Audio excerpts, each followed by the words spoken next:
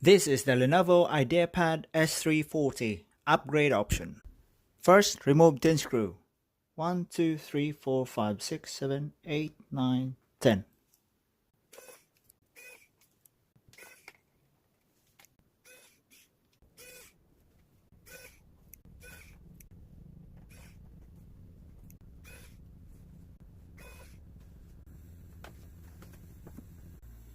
This upgrade option, you can add one more RAM. You can upgrade the M.2 SSD. You can add more 2.5 SSD or 2.5 hard disk drive, and you can upgrade the Wi-Fi card. You can change the battery. Check the full tutorial videos on this laptop on my YouTube channel. Take that scroll up. Thanks for watching.